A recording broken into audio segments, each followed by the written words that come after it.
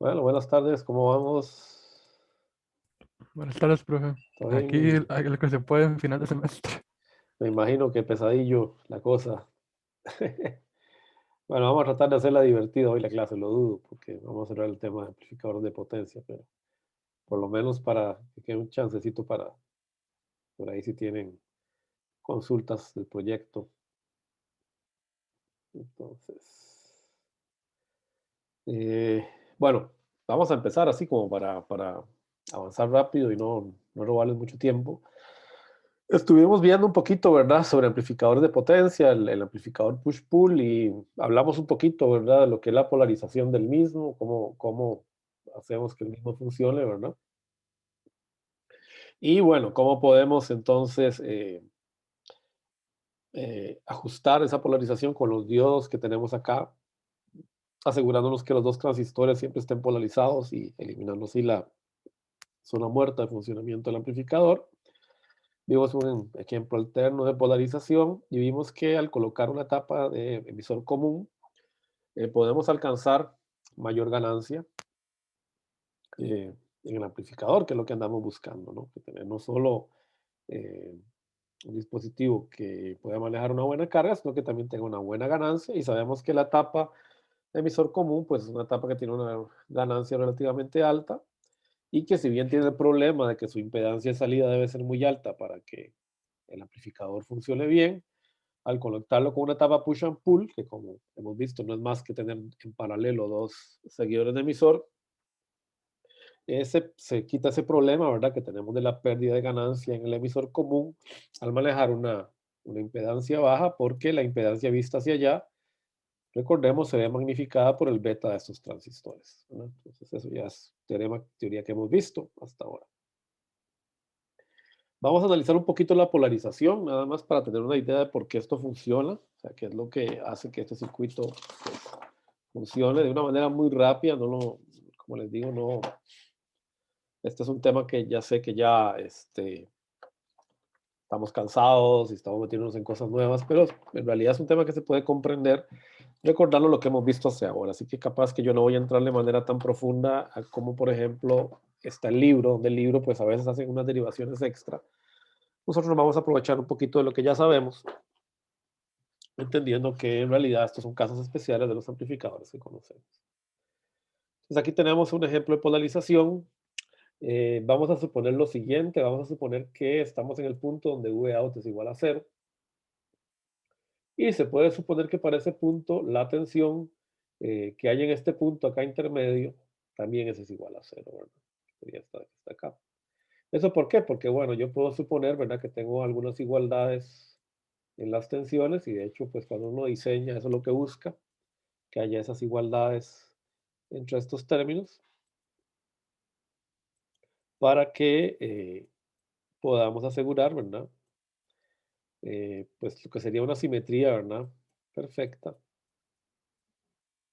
en las tensiones de polarización. Entonces, si yo supongo que las corrientes que van por los transistores IC3 y IC4 son iguales, lo cual sabemos que es cierto si los betas de ambos transistores son muy grandes, yo puedo suponer, y además supongo que estas dos tensiones VD1 y VB1 son iguales, y VD2 y el valor absoluto de VB2 son iguales, pues yo puedo suponer que V igual VA también va a ser cero, ¿verdad?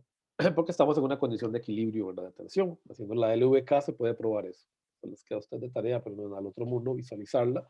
Si en este nodo tenemos cero y las caídas de tensión son iguales para el nodo A como para el nodo out, es esperar que el VA es igual a cero. Bueno, yo puedo considerar entonces o encontrar cuánto vale VD1 en función de la famosa ecuación, ¿verdad?, que conocemos ya para encontrar la tensión de un diodo en función de la corriente que corre por él. Sabemos que si yo desprecio esta corriente por acá, voy a suponer que esta corriente es cero y que esta corriente que va por acá también es cero. yo puedo suponer, ¿verdad?, que V de 1 es aproximadamente, ¿verdad?, la tensión térmica por la corriente que pasa con él entre la corriente específica de saturación en reversa del diodo. Y puesto que VB1 estamos diciendo que también se puede conocer por esa misma ecuación, solo que en términos de Q1, ¿ok? V base emisor 1 va a ser igual al logaritmo natural de la corriente por el colector entre la corriente de saturación en reversa del transistor Q1 por phi t. Y sabiendo que estos dos términos estamos suponiendo que son iguales, puedo igualar estas dos ecuaciones y llego a esta relación que básicamente lo que me dice es, lo que me indica es cómo, cómo calculo la corriente que va por acá. Entonces, fíjense que la corriente que va por Q1 es una función de la corriente que va por Q3, acá en valor absoluto, ¿verdad? Porque en realidad ustedes saben que IC3 va definida para adentro, bueno, entonces esto sería IC3, ¿ok? Que sabemos que es negativa. Y entonces de esta manera yo puedo entonces ajustar, ¿verdad? Mediante esta corriente, la corriente de carga que yo estoy entregando cuando VA es igual a 0.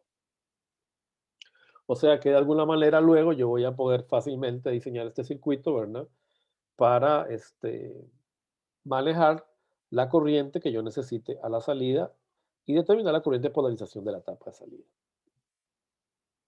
Bueno, como les digo, para asegurar estas igualdades muchas veces es necesario, por ejemplo, utilizar estructuras como estas, ¿verdad? El D1 en realidad se construye como una copia de Q1, ¿verdad? Es un transistor igual a Q1, solo que conectado como diodo. Y como vamos a ver más adelante, a veces incluso se fabrican dentro de la misma chapa o se conectan para que por lo menos compartan el sustrato y sufran los mismos efectos de temperatura por algo que vamos a ver más adelante. Vamos a pasar a análisis de pequeña señal. Lo vamos a hacer muy rápido porque en realidad nos vamos a basar en lo que ya conocemos. Vamos a hacer algunas simplificaciones. Esta es una etapa, es un análisis que se puede complicar. De hecho, al final del capítulo hay algunos problemas. Al final del capítulo del libro hay algunos problemas un poquito más complejos. Pero en realidad no le añaden a la intuición que nosotros necesitamos para esto, ¿no? Sabiendo que a la hora, la verdad, pues el simulador nos va a dar una respuesta mucho más precisa. Si yo supongo, ¿verdad?, que los dos diodos se pueden sustituir por sus equivalentes de pequeña señal. Recuerden que un diodo polarizado en directa se puede sustituir por una pequeña resistencia dinámica. Acuérdense de activos. En pequeña señal, este es el circuito equivalente que yo tendría eh, en mi etapa de salida, unificando, ¿verdad?, la etapa emisor común con la etapa push and pull, ¿verdad? Noten que en pequeña señal, esta fuente de corriente se puede sustituir por un abierto. Formalmente habría que poner RO, pero vamos a suponer que es un abierto. Vamos a suponer que es una grande. Y recordemos que las tensiones de polarización se transforman en tierras en CA, ¿no? ¿Qué es lo que estamos haciendo acá? ¿Ok?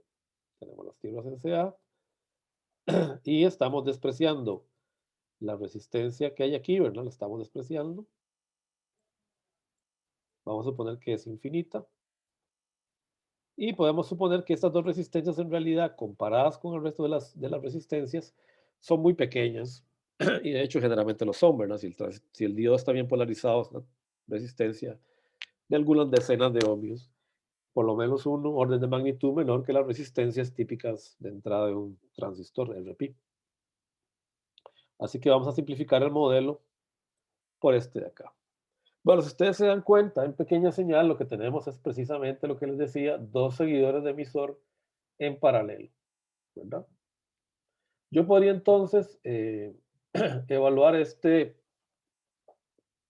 circuito simplemente de la siguiente manera, sabiendo que esos dos transistores tienen resistencias RP1 y RP2 entre sus bases y sus emisores, ¿verdad?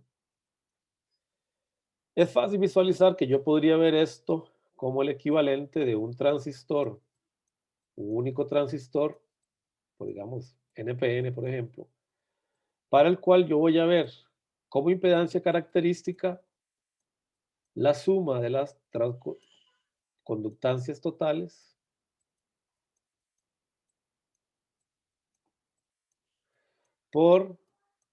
en paralelo, mejor dicho, con la resistencia equivalente de ese transistor, que va a ser el paralelo de los RPs de los dos transistores que lo componen. RPI 1, que es claro, ¿verdad? Con solo ver acá en el circuito que están en paralelo. Y el hecho de que yo ahora tengo dos transistores que me va a dar una transconductancia total que es igual a la suma de ellas. Entonces yo puedo aplicar el lema, digamos, o mejor dicho, el lema, no, la aproximación intuitiva que hemos usado hasta ahora. En el Brazavi hacen todo el análisis de pequeña señal. Si ustedes lo quieren hacer, es una buena manera de practicar, pero no, la verdad, vamos a llegar a la misma respuesta. Así que no vale la pena complicarse. Recordando, ¿verdad?, que para un seguidor de emisor, la ganancia de voltaje, en este caso la ganancia entre Vout y Vn, es igual a la resistencia de carga entre la resistencia de carga más la resistencia que estoy viendo hacia el emisor del transistor. Como normalmente Rp es mucho mayor que Gm, recuerden que beta es igual a Gm por Rp, y generalmente esto es mucho mayor que 1, ¿verdad? De aquí sale esta expresión de acá. Yo generalmente puedo simplificar esto, ¿verdad? Llevarlo a una ecuación que es la que normalmente uno recuerda, que es esta de acá. Esta es la ganancia de la etapa de salida de un push and pull. Como les digo, hemos tomado algunas simplificaciones, este RD, este 2RD, este RO producen algunas leves diferencias en el análisis de pequeña señal. No están resueltas en el libro, están resueltas a nivel de problemas si quieren explorarlas, pero la verdad, digamos que no le añade mucha intuición al circuito. Si yo me aseguro que la corriente que va pasando por esos diodos es bien grande, pues RD va a ser muy pequeña y entonces puedo despreciar de alguna manera ese efecto. Vamos a terminar de analizar la ganancia del circuito. Entonces, ¿qué ganancia hay desde este nodo a este nodo de acá? Fíjense que ustedes ya conocen este circuito, ¿verdad? Este circuito es un emisor común. De nuevo, aquí tenemos RP, los RP de los transistores, que de nuevo están en paralelos. Y si yo desprecio RD, ¿verdad? Quito ese RD del camino también. Voy a tener algo así, ¿no?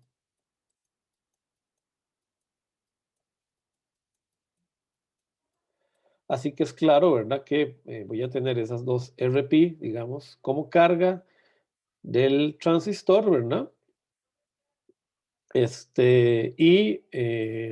Bueno, voy a despreciar el RO del transistor, ¿verdad? Voy a despreciar, digamos, ese efecto. Y bueno, haciendo ese análisis, ¿verdad? No, tomando en cuenta que fíjese que aquí no solo estoy viendo RP, sino que estoy viendo también, fíjese que la resistencia que estoy viendo en realidad es la que voy a ver hacia el emisor, ¿verdad? O entre la base del transistor. Entonces, yo puedo probar, pero no lo vamos a hacer, ¿verdad? Pues simplemente recordando la fórmula, que la ganancia total de este circuito es menos GMS del transistor por la resistencia que vamos a ver acá, ¿ok? En este nodo N. Una manera más, digamos, formal de hacerlo es, recuerden, colocar aquí una fuente de prueba, y de hecho la manera en que lo hace el Razavi de manera formal, y considerar, ¿verdad?, toda la resistencia vista hacia allá, ¿ok? Toda esa resistencia vista en esta dirección, si ustedes pues la calculan, no lo vamos a hacer, les va a dar todo esto de acá.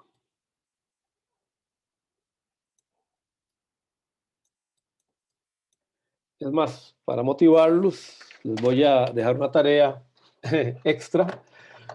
Prueben esto de acá. Les voy a dejar entonces una tarea extra. Les voy a pedir que prueben cuánto vale Rin viendo hacia el nodo N. Pongámoslo Rin N. Les voy a dar 2.5 puntos extra por eso, porque luego les voy a dar otra tareita por 2.5 puntos extra. Entonces, yo sé que están súper apretados, pero hagan el último esfuerzo, ¿verdad? Si me calculan ese RIN y me lo entregan hoy antes de medianoche, les doy esos puntillos extra.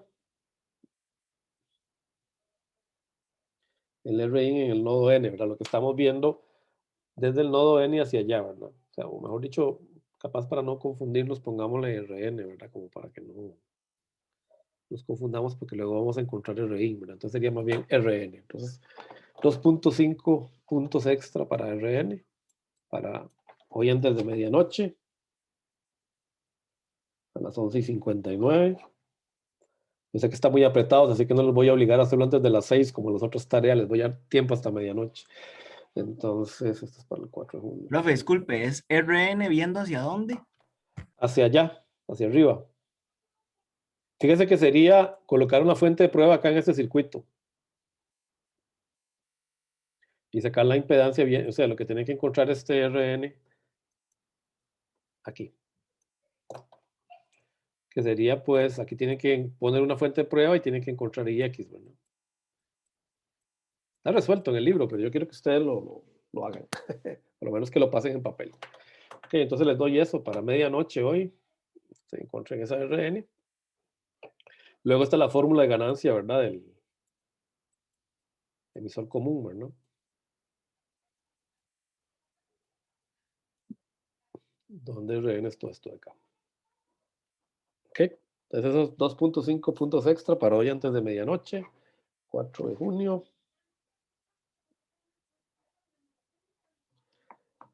Esta sería la tarea 7, ¿verdad? Porque la 6 es la que ya les dejé estipulada la clase pasada.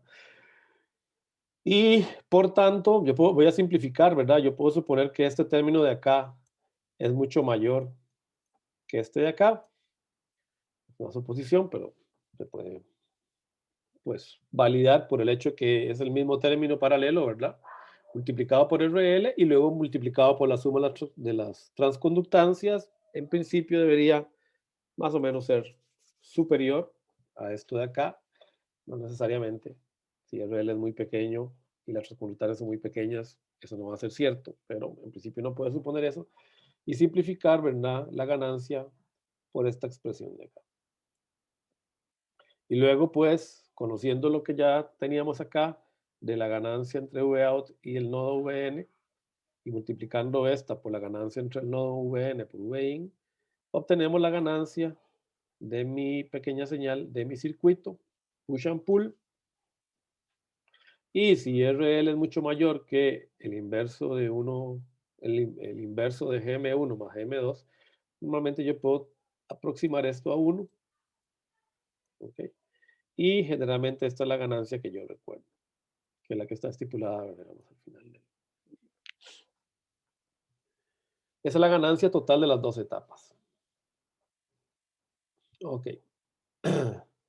Noten que depende fuertemente de RL, pero en principio es aumentada por este paralelo. Bueno, los otros 2.5 puntos los van a sacar del ROUT mirando hacia la salida del push and pull. Entonces aquí tienen los otros 2.5 puntos. Este ni siquiera voy a hacer el análisis de plantearlo. Entonces el intento de plantearlo, aquí tienen los otros 2.5 puntos. Okay, que resuelvan este análisis de resistencia de pequeña salida. Okay. Vayan más fuertes al examen con más puntos ahí en que ya es la última tarea extra que les doy. Ya la semana que viene vamos a estar muy apretados, no voy a tener tiempo de ponerles más tareas.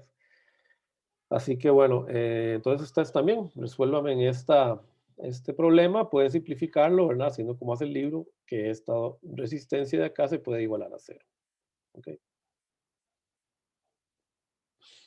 Entonces calculen esta resistencia. Ok, profe, eso es sacar el R-out nada más. Ese es el R-out, sí. Ok. También antes de medianoche, las dos juntas. Las dos juntas suman 5 puntos finales, 5 puntos extra en el examen final. Bueno, vean que uno hubiera esperado, ¿verdad?, que la resistencia de salida solo tuviera este factor, ¿verdad?, que es el que uno idealizaría o desearía si tuviéramos dos seguidores, ¿verdad?, en paralelo. El problema es que, bueno, tenemos que contemplar las impedancias de salida de la fuente de corriente que tenemos aquí arriba y de mi transistor de amplificación, y que además, pues, vemos el efecto de transconductancia de los transistores push and pull, ¿verdad? Debido a las resistencias que tenemos acá. Esas resistencias, pues, a la hora de la verdad, pueden complicar la vida. Entonces, Acá sobre todo, ¿verdad? Lo que es importante es recordar que generalmente, ¿verdad? Este término de acá, si ustedes se dan cuenta, parece mucho beta, ¿verdad? Se parece bastante a beta, ¿no? Y de hecho, esto se puede derivar en términos de los betas de los dos transistores. Fíjense un poco el álgebra. Entonces, uno puede suponer, ¿verdad? Que beta, recordando que beta es GM por RPi. Uno puede suponer que si beta es muy grande, digamos que esto es como un beta equivalente, ¿no? De los dos transistores en paralelo. Si beta es mucho mayor que 1, este término prácticamente desaparece, ¿verdad? Pero desgraciadamente, este es un pero muy importante, desgraciadamente, ustedes saben, o espero que hayan escuchado por ahí, que los transistores P normalmente tienen un beta mucho más bajo que los transistores N. Entonces eso genera un problema porque no se puede siempre asegurar esto de acá con esta configuración. Bueno, hay que buscar una manera de mejorar entonces el beta de esos transistores. Ustedes ya conocen una topología que vimos en activos que se llama el Barr-Darlington. Esa es una posibilidad. Igual ahorita vamos a hablar de eso. Pero en principio, digamos, tenemos ese problema, ¿no? Que yo no puedo asegurar que el beta del arreglo, digamos, de transistores de potencia sea mucho mayor que 1. Normalmente los transistores de potencia tienen betas muy bajos por cuestiones de fabricación. Bueno, aquí hay un ejemplito que lo vamos a resolver muy rápidamente como para darnos una idea de cómo es el funcionamiento de este circuito. Tenemos este problema, ¿ok? Tenemos que calcular cuál es la corriente necesaria. Lo que nos está pidiendo es cuál es la corriente necesaria de polarización acá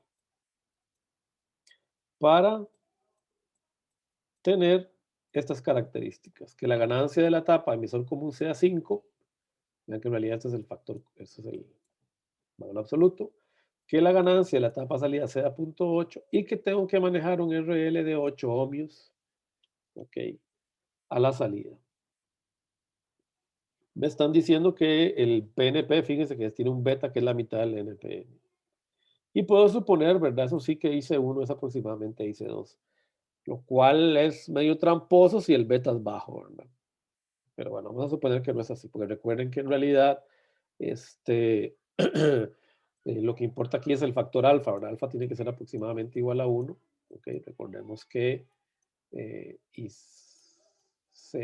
es igual a alfa por Y, ¿verdad? Entonces, necesitamos que esto sea lo más aproximadamente igual a 1. Pero sabemos, ¿verdad? Que beta, ¿verdad? Es igual a alfa entre 1 menos alfa. Bueno, aquí no es un alfa, cualquier cosa. Y si alfa no es muy, si beta es muy pequeño, alfa se empieza a alejar de 1. Entonces esto no es necesariamente cierto, pero bueno, por ahora lo vamos a suponer así. Bueno, yo puedo calcular la ganancia de este circuito, ¿verdad? Rápidamente, recordando la formulita, ¿verdad? V de la primera etapa sería el push and pull, ¿verdad? Entonces esto sería también Vn, ¿no? Es igual a RL sobre RL más 1 sobre la suma de los dos transistores, de las transconductancias de los dos transistores, ¿no? Esto tiene que ser igual a 0.8. Sustituyendo este 8 acá, vamos a encontrar que, vamos a despejar que GM1 más GM2 es igual a 1/2 Siemens. Si yo supongo que IC1 es igual a IC2, entonces yo puedo suponer que GM1 es aproximadamente GM2 y por lo tanto, y aquí yo puedo despejar, ¿verdad? GM1,2 igual a 1/4 de Siemens. Y bueno, sabiendo que que GM es igual a IC sobre BT, FIT, ¿verdad? Y con esto, y sabiendo que FIT son 26 milivoltios a temperatura ambiente, yo encuentro que la corriente entonces de colector por los dos transistores es aproximadamente 6,5 miliamperios. ¿Ok?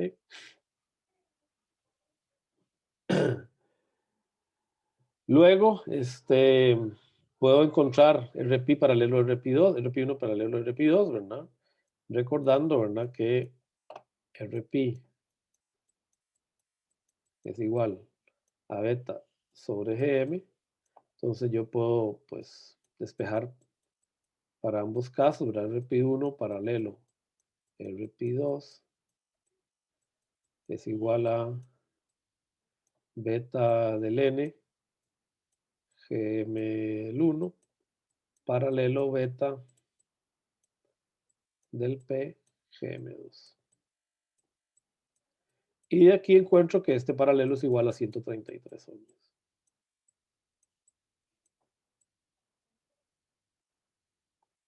¿Ok? Luego nos están diciendo que la ganancia entre total del circuito, ¿verdad? Es igual a, sería menos 5 por 0.8, ¿verdad? Esto de aquí. Que sería igual a menos 4 voltios. 4 voltios sobre voltio.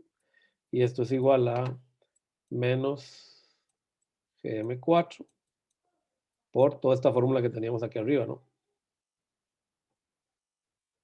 Esto de acá. Entonces es cuestión de sustituir, ¿verdad? Ese valor ahí, perdonen. Por GM1 más GM2, que sabemos que, bueno, vamos a poner la fórmula nada más para acordarnos. GM1 más GM2 por RP1 paralelo a RP2. Y todo esto por RL, ¿verdad? RL es 8. Esto de acá es 133. Esto de acá es un medio. Y por lo tanto puedo encontrar GM4 es igual a, vamos a ver cuánto me da, 7,52 milisiemens. Y por tanto IC, ¿verdad? Recordando la formulita, ¿verdad? IC es phi t por GM, ¿verdad?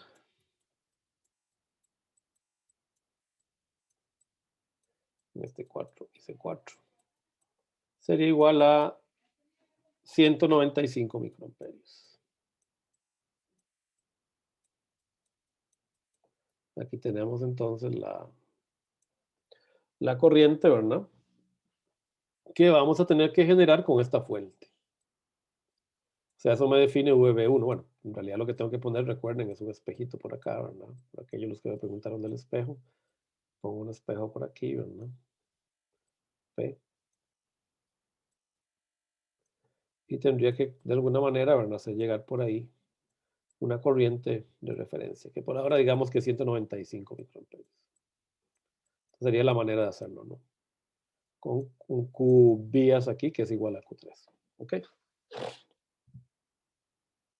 Bueno, eso tiene un problemita muy interesante. ¿Ok?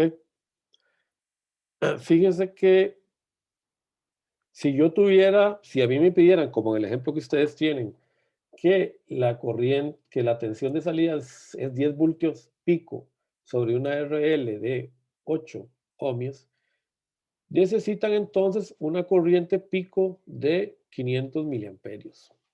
Fíjense que estamos hablando de cuando estamos en la excursión superior, ¿no? Esta de acá. Aquí yo quiero un V pico de 10 voltios. Vean que en esta región este transistor está apagado. O sea, toda la corriente está siendo entregada por Q1. ¿Ok? Entonces, Q1 necesita 500 miliamperios.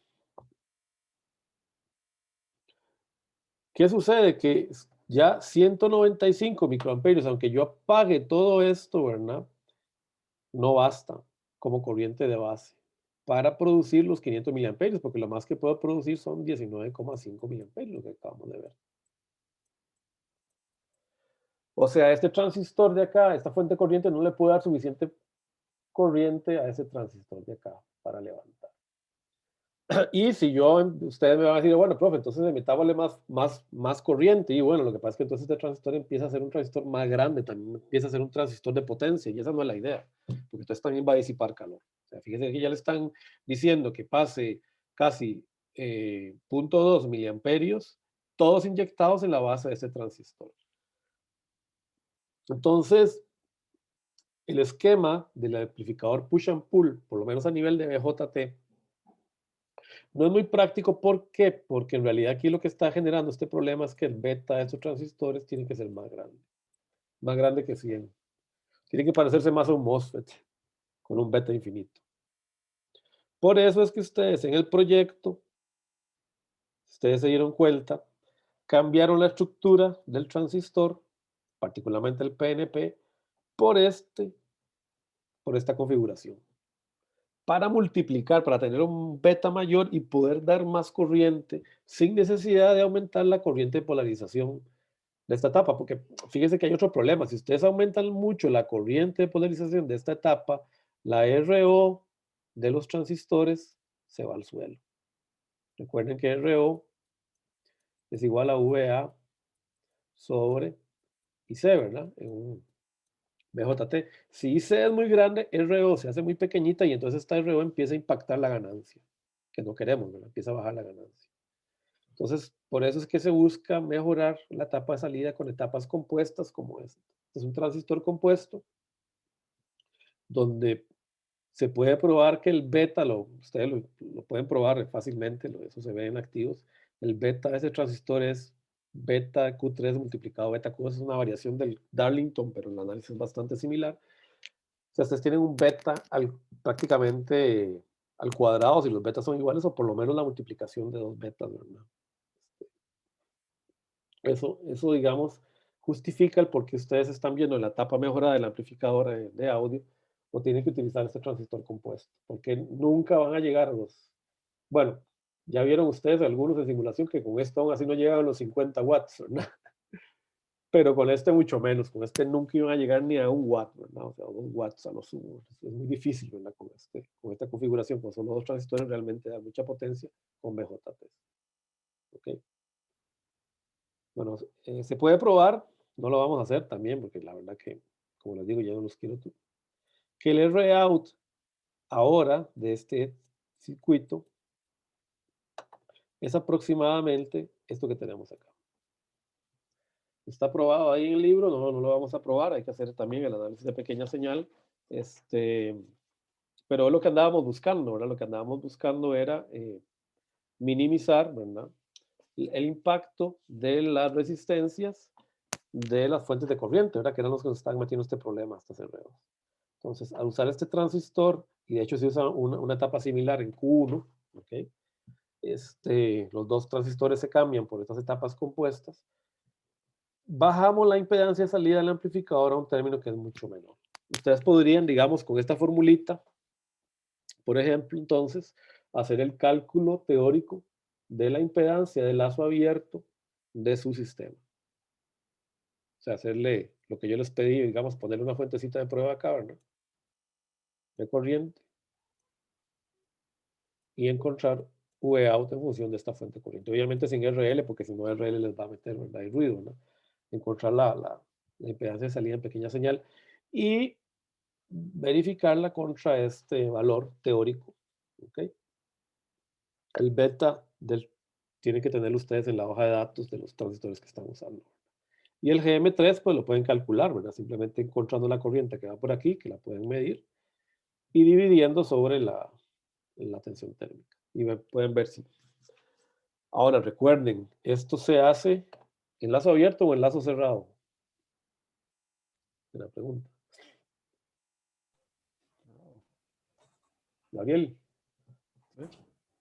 En lazo abierto, ¿verdad? Por supuesto. Esto hay que hacerlo en lazo abierto, porque si ustedes realimentan el circuito, entonces R-out, si ustedes lo realimentan, aquí va a ser igual si lo realimentan. A ver si están estudiando ya para el examen.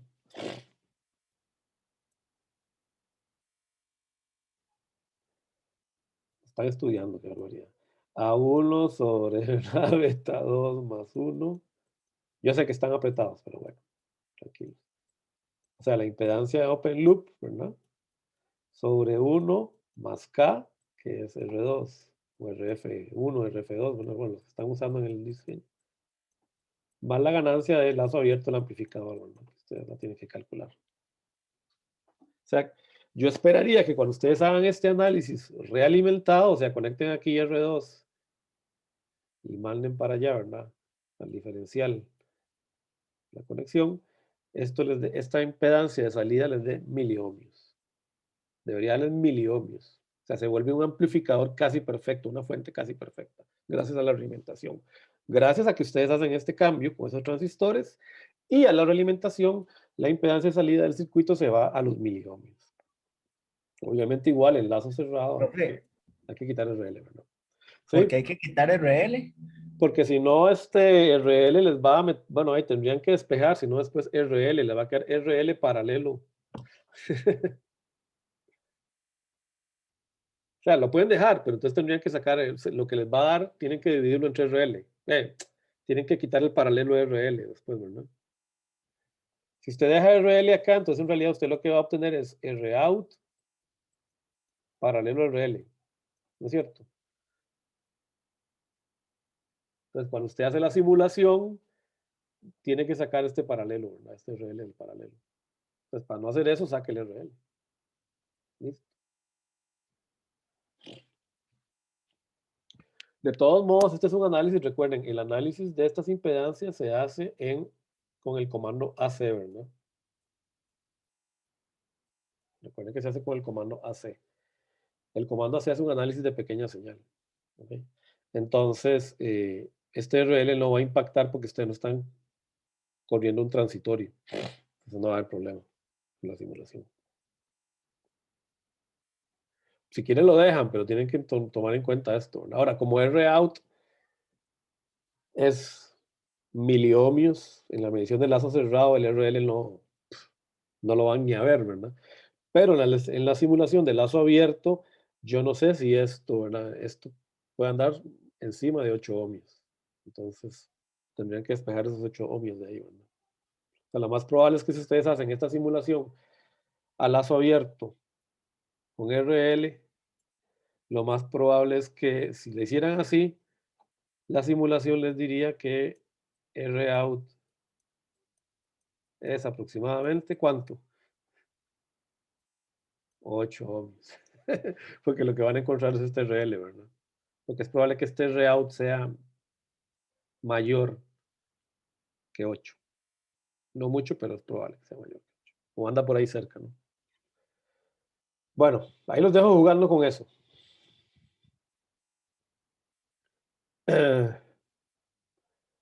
Aquí tenemos un análisis de la resistencia de entrada cuando tenemos este transistor compuesto. Yo pienso que eso tampoco vale la pena, ¿verdad? Que lo veamos mucho, ¿verdad? Es muy obvio, ¿verdad? Si ustedes tienen un transistor compuesto, yo no sé, Razavi aquí a veces hacen más análisis de la cuenta. Bueno, él es un buen profesor, es muy cuidadoso, no es como yo, ¿verdad? Entonces, pero a veces como que uno dice, bueno, sí, pero no seas tan detallista. Si esto es un transistor que tiene un beta equivalente aproximado a beta 3 por beta 2, y se puede probar esto desde activos, porque esto es una variación del transistor Darlington.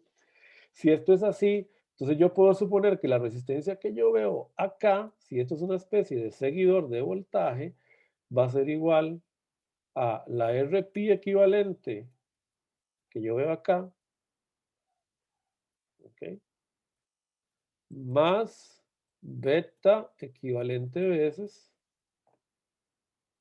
más 1 RL, no, ¿verdad? Porque es lo que siempre vemos en un seguidor. Cuando nosotros tenemos un seguidor de voltaje, recuérdense, y yo veo la impedancia para allá, Rein, recordemos que lo hicimos varias veces. Este Rein, recuerden, era la R que yo tengo acá, la R en el emisor, era igual a beta más 1, la R en el emisor, más RP, ¿no se acuerdan? Era lo que tenemos en el formulario, pues es básicamente lo mismo, ¿no? ¿Ok? Y vean que es aproximadamente lo que se obtiene al final después de hacer todo el análisis. Aquí falta un más 1, pero eso no le suma, ¿verdad? Si beta es mucho mayor que 1, eso no le suma. O sea, no da exactamente lo que da el análisis de circuitos, pero estamos muy cerca. Por eso es que yo a mí quiero siempre motivarlos, ¿verdad? Traten de resolver los circuitos utilizando el conocimiento que ustedes ya tienen. No se vayan directamente a hacer el análisis, aunque es bonito practicar Kirchhoff y mallas y no, eso es lindo, ¿verdad? Porque tanto que sufrieron ustedes en CC, pues les sirva de algo. Pero a la hora de la verdad, si ustedes ya resolvieron algo similar, hacer tanta álgebra, no, ¿verdad? Por lo menos en mi caso me parece que no les ayuda con la intuición, ¿verdad? Entonces, bueno. Aquí sí hay un problemita interesante, ¿verdad? Es que fíjense que este circuito necesita pasar su corriente de colector por la base de ese transistor. Y esto además tiene un problema, ¿verdad? Porque aquí ustedes saben, ¿verdad? Que aquí hay un capacitor que se llama CPI. Entonces esto genera acá un polo extra en el circuito que puede ser problemático.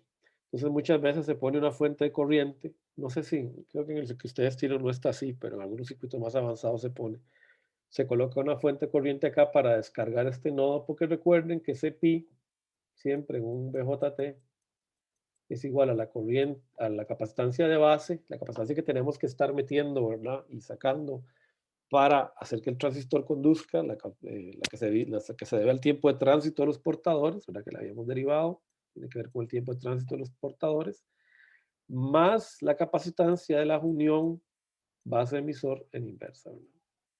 ¿De acuerdo? Cuando hicimos el modelo de gran señal de alta frecuencia, pequeña señal del transistor, ¿verdad? Esto, si no me equivoco, era GM por TF, ¿verdad? Creo que sí, ¿verdad? Sí. Bueno, si no, que ustedes lo corrigen ahí. Y esto, pues recuerden, como estamos en directa, es raíz de 2 CJ sub 0.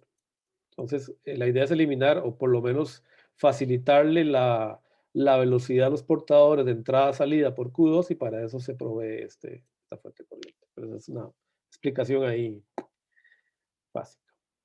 Bueno, otro problemita que tiene esto rápidamente es que el V-in ahora, ¿verdad? No necesariamente es tan bueno, ¿verdad? Porque este transistor tiene ahora, ¿verdad? Una tensión extra aquí, ¿verdad? Okay. Entonces, hay una caída, ¿verdad? Mínima de funcionamiento que limita, que hace que el V-in ya no pueda caer hasta cero, ¿verdad? Así que si el V-in cae hasta cero, no hay problema, ¿verdad? Este transistor sigue estando saturado, ¿verdad? Y la corriente sigue pasando, ¿verdad? Porque fíjese que lo que necesito es respetar, ¿verdad? Esta tensión acá, ¿verdad? Entonces, que aquí haya una caída, ¿verdad? Emisor base de 0.7 para que esto conduzca, o sea que si yo tiro esto hasta abajo, no hay problema, ¿verdad? Lo estoy conectando como un diodo y V out mínimo empieza a ser, es esto de acá, ¿verdad? Porque lo que me queda es este diodo conduciendo en directa, ahora la tensión emisor base. Aquí. Pero si estamos por acá, la tensión emisor base, para tener esta tensión, tenemos un problema, ¿verdad? Yo no puedo tirar esto hasta cero porque necesito que esto conduzca. Entonces, lo más que lo puedo bajar nodo, o sea, puedo llegar a bajarlo hasta que esto se comporte parecido, ¿verdad? A un diodo, de manera parecida a un diodo, pero tengo que respetar siempre este V base emisor 2. No puedo bajar V más abajo que eso, para que esto que esté conduciendo, ¿verdad? Y tenga corriente por estos dos lados. Y por lo tanto, entonces el V out mínimo va a ser igual a esa tensión de acá. Bueno, ese es un detalle. Aquí tienen entonces ahora sí un ejemplo del amplificador que ustedes están haciendo, ¿verdad? Ya que es exactamente el mismo amplificador, solo que con algunas mejoras que le hemos ido metiendo. Tenemos el amplificador diferencial, tenemos la tapa de emisor común y la tapa push-pull. Y aquí tienen la realimentación. Vean que estamos realimentando la pata positiva del diferencial, que es tal cual ustedes lo están haciendo en el circuito que están desarrollando, por el hecho de que la ganancia es negativa, ¿verdad? Entonces tengo que conectar, si yo no conecto el diferencial al revés, a la hora de realimentar no voy a tener realimentación negativa, sino realimentación positiva. Pueden hacer el ejemplo, sería bonito. Hago una pruebilla, dele vuelta a las patillas, o sea, peguen la realimentación a la pata de entrada, digamos, al transistor que está más a la izquierda, y ponen la entrada más bien en el otro, y le meten un escalón al amplificador realimentado, y van a ver cómo se empieza a disparar, o empieza a amplificar, y ¡pum! Se tira hasta, y se queda saturado, ¿no? Se pega en un techo, ya sea en VCC o en ground, se queda ahí pegado. Es una buena prueba. Bueno, esa es una prueba para si, pucha, lo conecté mal. Me está haciendo esto, esto es inestable, tengo que conectarlo de la otra manera. Okay. Entonces, bueno, pues ustedes lo pueden probar, diga, por análisis de tendencias, ¿verdad? Acá.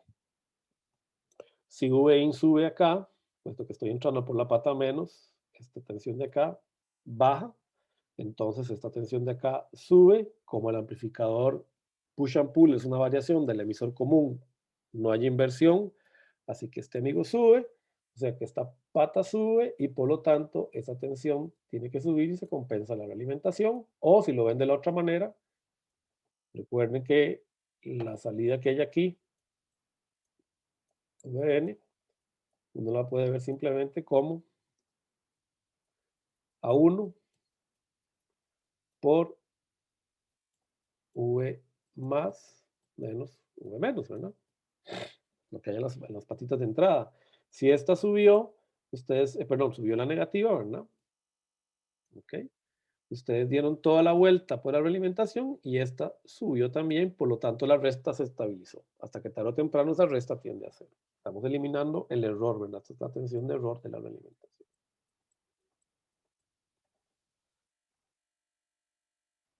Bueno, ok, yo creo que vamos a terminar antes del recreo y así, bueno, vamos a dejar un poquito del recreo y así podemos dar un poquito de consulta. Extras que yo les pedí, preguntas que ustedes tienen que responder. Recuerden que les tiré muchas preguntas que no necesariamente las tienen que simular. ¿Qué pasa? Aquí es corto, no corro. ¿Qué pasa si por algún motivo, verdad, típico, ustedes le pegan a tierra la salida del amplificador? Común. A cualquiera le pasa. Los que han trabajado en con equipos de audio, ¿verdad? En grupos de música, más de una vez, ¿verdad? Es muy común producir cortos inesperados en un amplificador, ¿verdad? Estamos conectando al revés, algo. ¿Qué sucede? Que si ustedes ponen un corto acá, pueden generar una corriente cortocircuito por acá que queme los transistores de salida. Entonces, normalmente para evitar esos problemas, esos errores, se ponen circuitos de corrección, digamos, o de prevención de cortocircuito. Fíjese que si la corriente que viene por aquí aumenta mucho, vamos a ponerla acá, IC1. Si IC1 aumenta mucho, entonces VR1 aumenta mucho. Si VR1 aumenta mucho, entonces IS, la corriente que hay cruzando por QS, aumenta, ¿verdad? Porque lo que le estoy haciendo es, parece que lo estoy polarizando, ¿verdad? Le estoy metiendo más polaridad V base emisor. Entonces, si IS aumenta, I base 1 disminuye, porque fíjese que estoy aumentando ICS. Si yo le aumento la corriente, o sea, polarizo más esto, entonces tengo esta corriente ICS, ¿verdad? Aumenta, entonces esto me roba la corriente que viene por aquí, ¿verdad? Un poco de la corriente se me desvía por ese transistor y ya no va hacia Q1. Entonces, IC1 baja. Y se compensa, entonces por lo menos se evita el cortocircuito. Estos circuitos sí tienen el problema que pueden aumentar un poco la impedancia de salida. En el Horowitz, que yo les di como referencia, discuten esto con más propiedad. A mí me gusta mucho este libro porque es un libro que ya hay una versión muy nueva, no conozco la versión nueva, tengo que conseguirla. Es una versión muy vieja, pero tiene muchos circuitos prácticos desarrollados y te da los componentes para armarlos y de todo. Es un libro muy bueno por eso. Entonces, él habla un poco más de este tema, si alguna vez lo quieren ver. Aquí tenemos un ejemplo de un amplificador integrado que pone el Razavi, es el STK420. ¿A cuál se les parece? Es prácticamente el que están haciendo ustedes, ¿verdad? Solo que este maneja hasta 100 watts. Es un amplificador. Pero, profe, me Sí, parece a mí. Ah, no, no, perdón, es que pensé que no tenía una de las etapas, tiene todas las pero sí, etapas. sí las tiene. Vean que esto es lo que se conoce como un multiplicador beta, es un circuitillo muy vacilón. Pero en realidad esto hace el equivalente del diodo, de los dos diodos. Este circuito de acá hace el equivalente de los dos diodos. Con la ventaja de que esto se puede generalmente regular con esta resistencia. Entonces lo que se hace se ajusta con ese R1. Entonces así ustedes obtienen realmente la tensión que necesitan entre este punto y este punto de una manera más precisa con este circuito. Pero en realidad ustedes sustituyen esto por esto y es exactamente el mismo circuito, nada más están metiendo acá, esto creo que tiene que ver con el thermal runaway, que ahora lo vamos a ver, me parece, pero creo que de hecho estos están también, esas resistencias están, pero conectadas de otra manera en los tanques, en los amplificadores que ustedes tienen. Profe, pero Sí, este trabaja mejor. y por supuesto, porque lo hizo Sancho. Esto es comercial, este No, trabaja mejor pero porque este es integrado. sí, es que, digamos, es parecido al que nosotros estamos haciendo, pero trabaja mejor. Ya, y es que ya lo hicieron gente que tiene muchos años de experiencia, pero yo estoy seguro que ustedes dentro de unos 10 años, si se meten en el mundo de la electrónica en serio, van a poder hacer esto y mejor todavía. Estamos empezando. Pero es exactamente lo que ustedes están haciendo, con alguna variación. ¿Okay? Es lo que ustedes están haciendo. Vean que tienen el capacitor de compensación, el amplificador emisor común acá, solo que lo tienen al revés, ¿verdad? En el otro ustedes están entrando con transistores P, aquí entran con transistores N, pues entonces el emisor común es un transistor P. Esta resistencia no sé para qué sea, creo que esa es una resistencia de generación, de hecho, es una resistencia de generación seguro para linealizar un poco acá la ganancia. Este multiplicador beta se transforma, en realidad sustituye estos dos diodos. Aquí tienen la fuente corriente que ustedes están usando. Algunos de ustedes ya me pusieron esta fuente corriente, otros ya están usando esta fuente corriente en el diferencial. Prácticamente lo mismo. Tienen el circuito, los transistores compuestos que ustedes ya tienen. Excelente. Y bueno, creo que vamos a parar aquí para irnos a un recreíto y ver las últimas diapositivas. Bueno, para irlos motivando, ¿verdad? Hemos dado una gran vuelta por circuitos de amplificadores. Yo sé que es mucha materia, yo sé que están todavía sufriendo, que todavía tienen el examen, el proyecto, pero aunque ustedes no lo crean, lo que hemos visto en este curso los hace ustedes capaces de analizar este circuito. Tal vez ustedes ahora me vuelven a decir, Chacón está loco, pero eso yo no lo puedo analizar. ¿Qué es esa barbaridad de circuito? Sin embargo, si ustedes se dan cuenta, empiezan a analizarlo poco a poco, un día se van a su casa y lo hacen, cuando pasen el examen y se ponen a analizar esto, se pueden empezar a dar cuenta de algunas cosas. Uno, que esto de acá es una fuente corriente. O sea, que ustedes en realidad tienen acá una fuente corriente. Entonces pueden quitar todo ese montón de transistores y ponen una fuente corriente. Dos, que aquí tienen un amplificador diferencial, solo que uno es P y uno es N. O sea, que están en paralelo. Podríamos entonces suponer, digamos, que tenemos solo uno N. Luego, la salida, bueno, P, aquí lo puse al revés, entonces vamos a poner que tenemos el P. La salida de este circuito está pegado, vamos a ver, este amigo viene a un transistor que está pegado a una tensión VB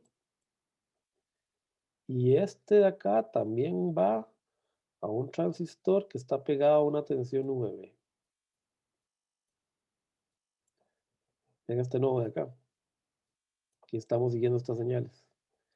Ah, mira, entonces esto es un transistor seguidor, perdón, un emisor común pegado con un base común. Ah, esto es un cascodo plegado. Es un cascodo plegado, ok, que está configurado, simplemente si ustedes se dan cuenta, en realidad esto de acá son espejos de corriente, o sea que esto viene por acá. Está pegado a un transistor compuesto, que es un transistor doble, pero no que se me acabó el tamaño ahí. Ok. Y este amigo está pegado aquí como un diodo. Está pegado como un diodo para hacer un cascodo de bajo voltaje. Ok. Esto hace acá. Esto se pega aquí. Ah, mira, es simplemente un espejo de corriente. Estoy copiando la corriente que me viene de dónde. Ah, que me viene de una fuente de corriente que está acá. Estas son dos fuentes de corriente en paralelo, una P y una N. Se puede sustituir esto por una fuente de corriente. Y por acá tengo también un par de espejos. No voy a meter acá, puedo meter si quieren digamos, estos dos transistores acá, que serían la continuación del cascodo plegado de los N. O sea, los tengo en paralelo, o sea que tengo el doble de ganancia. Y acá estoy manejando, entre esas dos fuentes de corriente, un push and pull. Ah, mira, claro, su amplificador, ya lo conozco. Esta es la ganancia de un cascodo o la ganancia de un push and pull. Esto es un amplificador CMOS completo, de los que se venden comercialmente, como el OPA 350 o otros amplificadores que ustedes van a usar el semestre que viene en integrado lineales. Y aunque ustedes no lo crean, o sea, esto no lo van a sacar en 5 minutos, pero si ustedes se sientan con calma un par de días, este circuito ya tienen todo para entenderlo, para ver cómo funciona. Ah, bueno, y se dan cuenta que aquí hay una capacitancia. ¿De qué están haciendo esa capacitancia? Esta capacitancia está pegada entre la salida y este nodo de acá. Ah, y es claro, esta es una capacitancia de compensación que por efecto de Miller me está compensando el amplificador porque seguro va a ser inestable. Así que esta capacitancia, fijo, es la que define el margen de fase. ¿Ok? Entonces, la idea de esto es, pues, dejarlos hasta acá, ¿verdad? Con la introducción. Igual la semana que viene vamos a hacer un poquito de osciladores, pero nada muy, muy avanzado. Porque ya eso es un tema que en realidad se sale un poco del curso, aunque son amplificadores, pero ya tienen que ver con el tema de la alimentación positiva. Entonces, aunque básicamente se podría decir que es una continuación de amplificadores, en realidad ya es un tema por sí solo. Hasta este punto ustedes ya tienen las herramientas para diseñar cualquier circuito analógico de amplificación, MOSFET o BJT. Yo sé que ustedes capaz que se sienten medio temerosos ahora, bueno, ¿qué vamos a hacer? Viene el examen, va a estar complicado. Créanme que si ustedes siguen haciendo las tareas extras y terminan los proyectos que tienen, van a ir con una base bien sólida para seguir para adelante. Bueno, entonces lo que vamos a seguir ahora es hacer una paradita, 10 minutos, y vamos a seguir nada más con temas que tienen que ver con potencia para explicar lo que ustedes me tienen que entregar para el proyecto. Entonces, como para que sepan de dónde sacar la información que me tienen que hacer para el proyecto de esa parte. Bueno, nos vemos en 5 minutos, 10 minutos, las 2:10.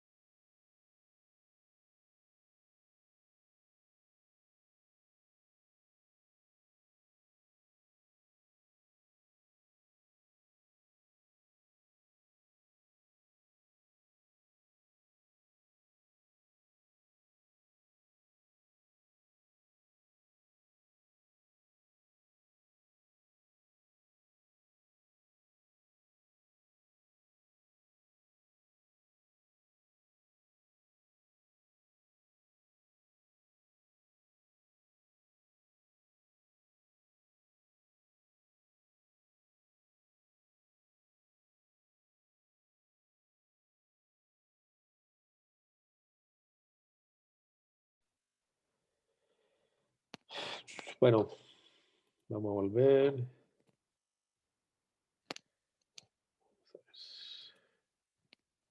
Aquí está. Más cómodo. Bueno, entonces lo que vamos nada más a explicar esto, no nos vamos a poner a derivar muchas ecuaciones, porque en realidad, pues, ustedes tienen las herramientas ya desde SEA para hacer estos análisis y en realidad lo que nos interesa es nada más conocer dónde vienen las fórmulas y simplemente para que sepan a dónde ir para responder las preguntas que tienen que presentar, digamos, en el cuestionario que les puse al final del proyecto.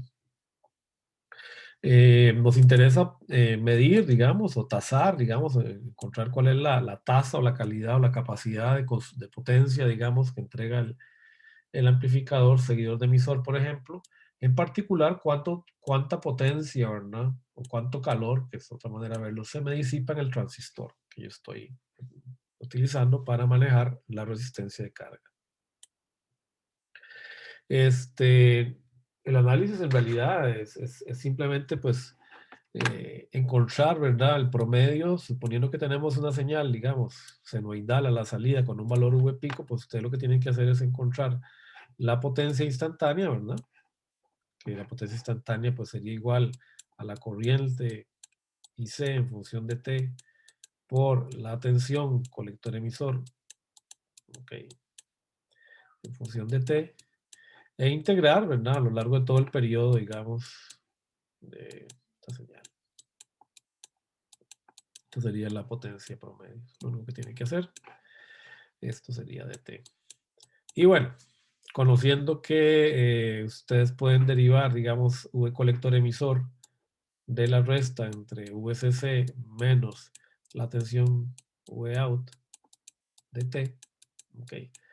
Y puesto que IC y V out terminan teniendo fórmulas o formas senoidales, pues es relativamente sencillo, ¿verdad? Bueno, ustedes no es sencillo, digamos, pero ya ustedes han hecho esas integrales varias veces, resolver, digamos, esas dos ecuaciones.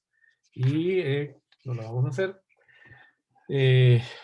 Pues logran determinar, ¿verdad? Que la potencia promedio disipada en el transistor en Q1 es igual a esta expresión de acá.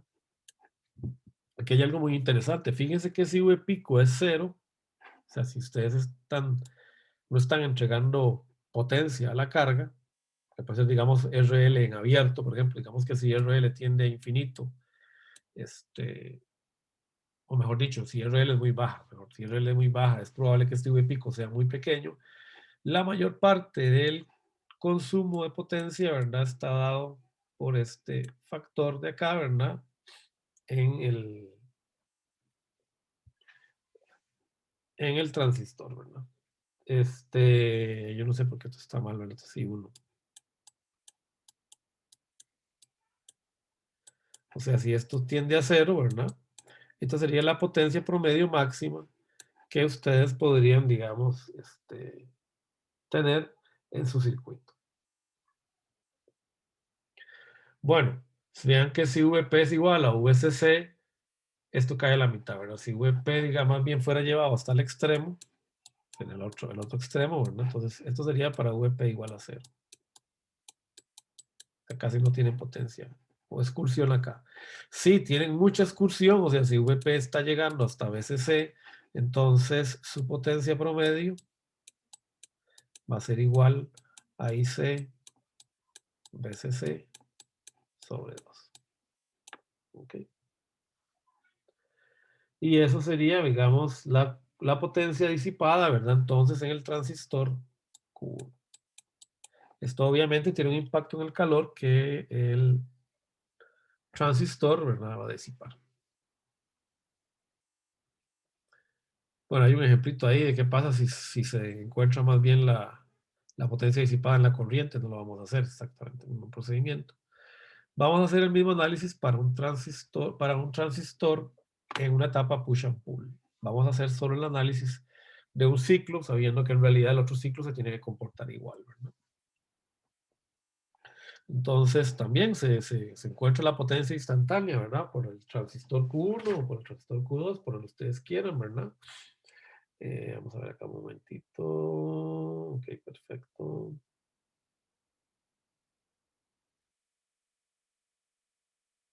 Ok. Listo, entonces, dependiendo de cuál transistor, pues, consuma, ¿verdad? En cuál semiciclo, así ustedes van a tener, ¿verdad? El transistor que está ya sea entregando o sacando corriente. Aquí esto está mal, esta figura, ¿verdad? Porque es en este caso, más bien, esta corriente viene por aquí, ¿verdad? Entonces, esto está mal. Ok.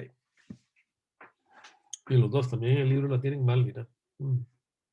Ten cuidado con eso. Ok, entonces, ¿qué sucede? Que fíjese que acá también, pues lo que tengo que encontrar es la corriente promedio que circula por este transistor. Sin embargo, por la configuración que tenemos, ¿verdad? Vamos a ver que en realidad pues, la potencia que se va a disipar en este transistor va a tender a ser un poco más baja. Va a tener este valor, si ustedes hacen la integral, digamos, de la corriente instantánea, ¿verdad? Pues por cada uno de los transistores. Si ustedes derivan esto, ¿verdad? Van a encontrar un máximo en este valor de acá. Notando, ¿verdad? Que, por ejemplo, si V pico es igual a 0, este término es 0. O sea, no hay disipación. Muy interesante, ¿verdad? Si V pico, ahora sí, es aquí 0, no hay disipación en el transistor. Vean que es distinto al caso que teníamos acá, ¿verdad? Si V pico es 0, más bien tenemos la máxima disipación en el transistor. O sea, que el push and pull más bien me mejora, ¿verdad? La situación, si V pico es 0, y si V pico más bien es igual a 4 veces C sobre pi, ¿verdad? También este término se me hace 0, ¿verdad? Esto sería cuando V pico es este de acá, y en ese caso también la potencia promedio es 0, ¿verdad? ¿Ok? O sea que cuando el transistor o el circuito tiene una señal de V out tal que su V pico es 0, no tenemos consumo en los dos transistores, y si alcanza alguno de estos valores para abajo o para arriba, tampoco tenemos consumo en uno de los transistores. Entonces hace que sea mucho más eficiente esta etapa en términos de la consumación. ¿Ok? Quería ver una cosita acá.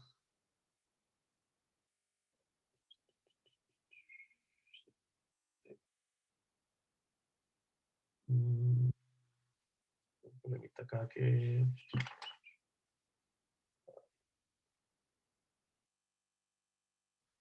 Sí.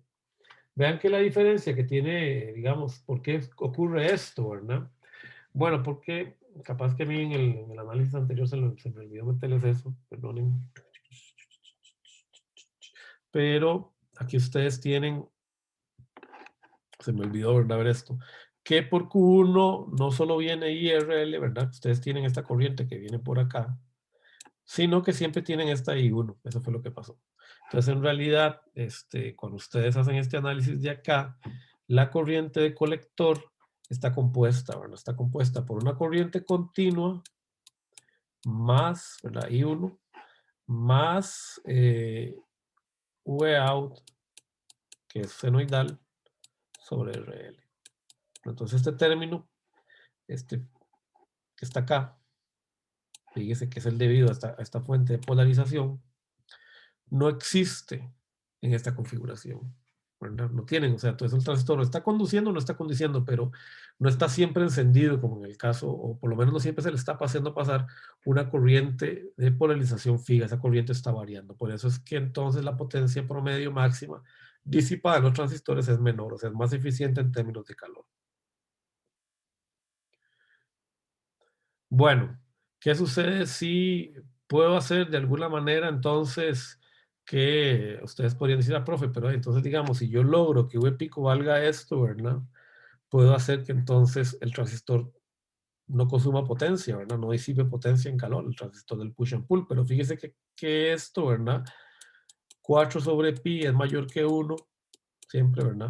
Por BCC, implicaría que la tensión de excursión V pico tiene que ser mayor que BCC, pero ya vimos que eso no es posible, ¿verdad? En el push and pull sabemos que es aproximadamente 1 voltio, ¿verdad? Lo máximo que puede llegar esto es aproximadamente 1 voltio debajo de BCC. ¿Se acuerdan, verdad? Que habíamos hecho el análisis, ¿verdad? Por los 0.8 voltios que teníamos de polarización, o los 0.2 voltios que teníamos acá, ¿verdad? Entonces, primero que todo, vamos siguiendo 0.8 abajo. O sea, esta tensión siempre está 0.8 voltios abajo de V base de acá, ¿verdad? Y segundo, hay 0.2 voltios aquí también, que no se puede superar. Entonces esto nunca se puede lograr. Así que no es posible hacer que el transistor consuma cero potencia desde el punto de vista técnico, ¿verdad? Por eso es que necesitamos disipadores de calor, perdonen ahí con la traducción. ¿Por qué? Porque esos transistores inevitablemente consumen calor y por lo tanto es necesario ayudarles, ¿verdad?, a sacar ese calor del silicio. Ustedes saben que si no, el silicio se empieza a comportar mal, ¿verdad? Empieza a perder sus calidades y puede llegar hasta a dañarse. Ahora, esto recuerden, no es solo función, ¿verdad? No solo es un producto hallable en los amplificadores analógicos, como ustedes ya deben estar estudiando en el diseño lógico, espero que así sea, ¿verdad? La potencia de consumo dinámica en un circuito lógico, ¿verdad?, es igual a CV cuadrado por la frecuencia del reloj, ¿verdad?, por el factor de actividad de mi circuito, ¿verdad? Entonces, aún en circuitos digitales es muy probable que a veces haya que usar disipadores. Si ustedes los han visto en algunas de las tarjetas que ustedes usan ahí en los laboratorios. Esta es pregunta típica de las entrevistas de Intel, HP, Teradyne, por aquello. ¿Qué pasa con la disipación de calor dinámica en un circuito CMOS cuando está conmutando? Ahí, bueno, recuérdenla por ahí para cuando vayan a hacer esa entrevista. Aquí entre nos, alguna gente de Intel se ha quejado con las últimas entrevistas que ustedes han hecho. Bueno, ustedes no, sus compañeros que están más adelante, porque se les olvidan esas preguntas básicas, ¿verdad?, de circuitos. Capaz que se meten mucho en cosas muy avanzadas, pero se les olvida la electrónica básica. Es importante siempre tenerla ahí, ¿verdad? Porque las entrevistas fundamentales siempre les van a hacer preguntas de ese estilo. Bueno, para terminar, yo creo que nos quedan 3 diapositivas y podemos parar un poquito para...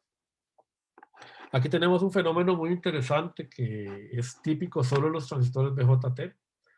No ocurre con los PMOS, pero con los transistores MOSFET. Si la corriente de colector sube, por alguna manera, porque RL es muy pequeña, es lógico esperar que la temperatura también suba. ¿Por qué? Porque, bueno, estamos disipando más calor, ¿verdad? El transistor está disipando energía. ¿Qué sucede? Que si la temperatura sube, es muy probable que, recuerden, hay una relación directa entre el número de portadores y la temperatura, y eso es muy clave en transistores BJT. Si la temperatura sube, recuerden, VT baja, ¿verdad? No, VT sube más bien, ¿verdad? Porque VT, vamos a ver, VT es KTQ, ¿verdad? KTQ. Esto va a subir, ¿verdad? Ok. Pero, entonces esto no es cierto, perdonen. Pero es muy probable que IS también suba. Porque hay más portadores. Entonces, al subir IS, la corriente de saturación en reversa, la corriente de colector sube y se genera, ¿verdad? Entonces un fenómeno de cascada, ¿verdad? Y puede ser que el transistor tarde o temprano se queme, llega a calentarse tanto que el circuito se daña por calor o por cortocircuito, cualquiera de los dos. En realidad están relacionados el cortocircuito con el calor y se daña la estructura. Eso se conoce como la escapada térmica o el thermal runaway, y los transistores BJT son muy sensibles a este efecto. Recuerden que en el MOSFET eso no es así, porque en el MOSFET cuando aumenta la temperatura, la curva normal más bien va acostándose. Entonces, la corriente de drain más bien va bajando, ¿verdad? Con respecto a VGS. O sea que para un mismo VG, para un mismo VGS, ¿verdad? Puede ser que la corriente, digamos, de alta temperatura, ¿verdad?, sea menor. Aquí, digamos, esta curva es para un T alto, ¿verdad?, cuando te sube. Entonces, la corriente más bien va bajando. Entonces, en el MOSFET eso no es un problema, la escapada técnica, pero en el BJT sí. ¿Cómo se corrige eso? Bueno, en realidad, acá lo importante es que estos dos diodos, ¿verdad?, y eso es una ventaja de este tipo de polarización, si son equivalentes en términos de material y de construcción a Q1, van a tener una IS equivalente.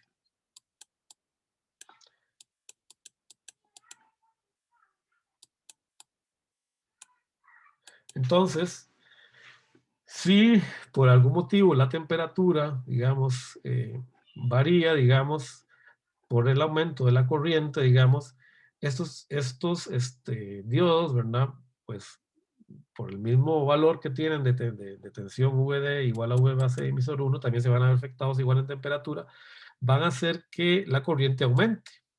Entonces, si la corriente aumenta, la corriente que este chaval le estaba prestando a este, ahora se tiene que dividir más e irse por D1. Entonces, le va a bajar la corriente de base de colector 1. Entonces, empieza como a estrangular un poquito el transistor y contiene el efecto del thermal runaway. Para que esto funcione, D1 y Q1 deben seguir la misma temperatura. Entonces, si ustedes abren un amplificador de esos public audio speaker o alguno de esos amplificadores típicos que utilizan, por ejemplo, para hablar la gente o los amplificadores de audio de instrumentos, ustedes van a ver que normalmente cuando ustedes ven las chapas de salida, no sé si han visto, me imagino que sí, ¿verdad? Las chapas, esto me parece más un ovni, ¿verdad? Pero bueno, si esta es la chapa de salida, ¿verdad? Del BJT que ustedes están usando, ¿verdad?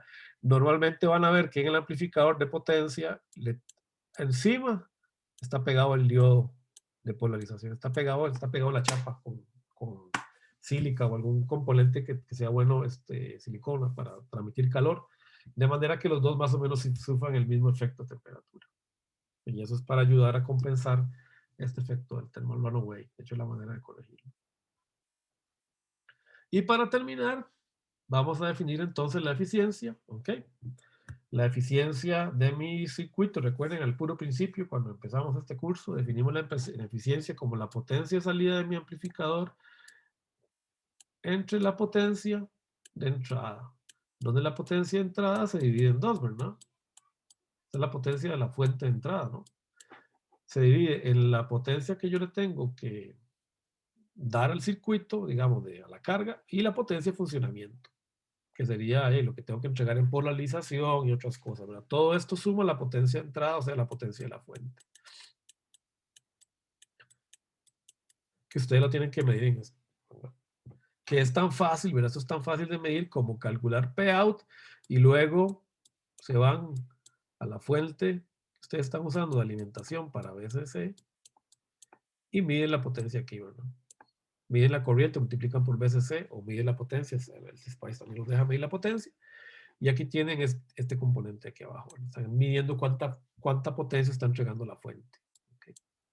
Entonces pueden hacer eso para encontrarlo empíricamente. Profe, BCC se refiere a la fuente CD. Sí, claro. Entonces tienen esto, ¿verdad? Tienen BE y BCC, ¿verdad? Entonces, en realidad deberían medir la potencia de las dos, pero saben que en realidad la potencia se está dividiendo en dos, ¿verdad? Entonces, si miden esto, si miden la potencia en esta fuente, ustedes deberían esperar que la otra está dando lo mismo, ¿verdad? Está dando dos veces eso, ¿verdad? ¿Me entendió? Sí. Sí, gracias. Ok. Entonces ustedes tienen este valor de acá, lo pueden sacar empíricamente, ¿verdad? En el T-Spice. Y aquí tienen las ecuaciones teóricas, no las vamos a derivar, pero que es tan fácil como simplemente, ¿verdad? Decir, bueno, la potencia que hay en una RL, ¿verdad? Es igual a V máxima, ¿verdad? Es V pico cuadrado sobre RL, ¿verdad? 2RL. Ok. Podrían hacerlo RMS, podrían hacerlo de todo, pero aquí todo se les va, ¿verdad? Todas esas raíces se les van a ir, ¿verdad? Entonces, pues queda esta expresión así, ¿verdad? Sobre esa misma potencia y lo que acabamos de derivar, ¿verdad? Esto sería el rating de potencia del emisor común. Y este es el rating de potencia del push and pull, ¿verdad? Esta expresión de acá es lo que vimos del rating de voltaje, ¿verdad? Esto entre los paréntesis. Y multiplicado por la corriente que estamos haciendo pasar por ahí, ¿verdad? Entonces no lo vamos a derivar, ¿verdad? De ahí obtienen la eficiencia de las dos etapas. Fíjese que el push and pull es pi veces más eficiente que bueno, en realidad no, porque aquí está multiplicando y dividiendo. Creo que eso está mal, déjeme revisar, no me suena.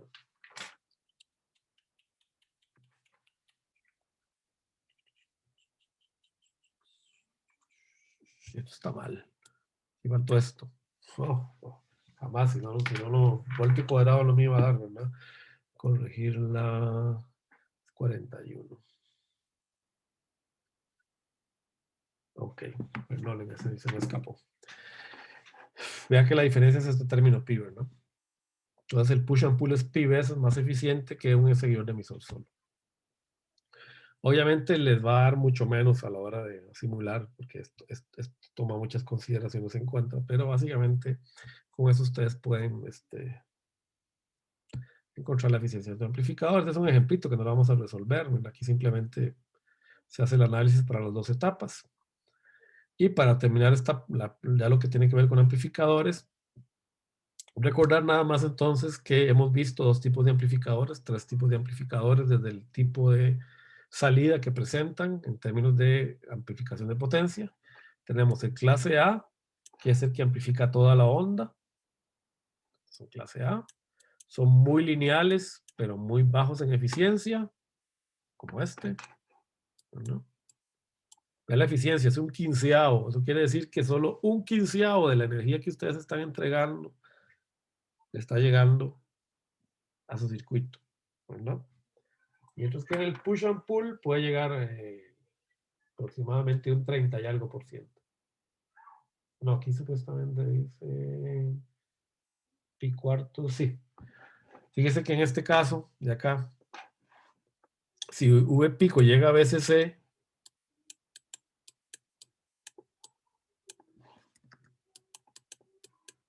que no necesariamente se puede, ya vimos que no, pero digamos, si llegara, la eficiencia de este circuito es igual a pi cuartos, que es aproximadamente 0.78. Vean que nunca llegamos a V pico, nunca llega a ser BCC, siempre está más abajo. O sea, por eso cuando ustedes lo simulen les va a dar menos. Teóricamente su eficiencia tiene que andar en 0.78. Mientras que en este caso su eficiencia es solo de 0.25. Bueno, por ciento no, ¿verdad? Perdón. 0.25 en este caso. Entonces fíjese que es casi 3 veces la eficiencia, ¿verdad? Y es este término factor pi, 3.14 veces, ¿verdad? Más eficiente el push and pull que el seguidor de emisor. Por eso es que el clase A se utiliza solo cuando es pequeña señal, cuando ustedes tienen que ganar mucho, pero no tienen que manejar mucha carga. El clase B es súper eficiente, no es alta, sino que es alta, pero la linealidad es muy baja, tenemos esta deformación. El clase AB es un compromiso. Es un compromiso, no es tan lineal, pero es mucho más lineal que el clase B, no es tan lineal como el A, pero mucho más eficiente que el A. Que este es el push and pull, ¿verdad? Que vimos acá. Sería el push and pull, es un amplificador entonces clase AB. Bueno, vamos a parar hasta acá. Queda abierto, consultas, si tienen alguna consultilla, o si quieren ir corriendo a hacer la tarea porque tienen examen también, tranquilos, no hay problema. Ustedes me dicen.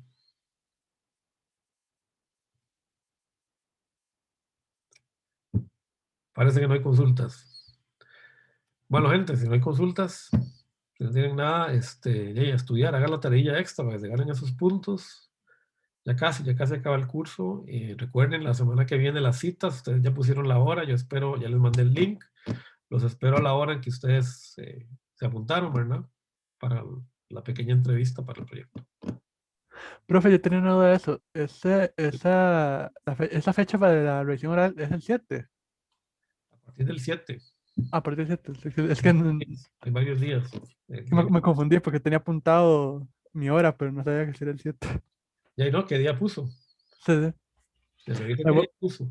sí, no, creo que ya se había puesto el 10, voy a revisar, porque sí Tengo aquí asusté la un montón. planilla, si quieren la publico para que nos tengan todos y se acuerden. Profe, a la revisión hay que llevar como los plots listos y Es como posible, saber ¿verdad? Porque sea más explicarlo y ya. rápido. Exacto. Y ahí yo les voy a tirar preguntillas nada más. Ok, El informe ok. no lo tienen que tener listo todavía. A ver, Gabriel lo tengo el martes a las 2:40, Gabriel Conejo. A ver. ¿Quién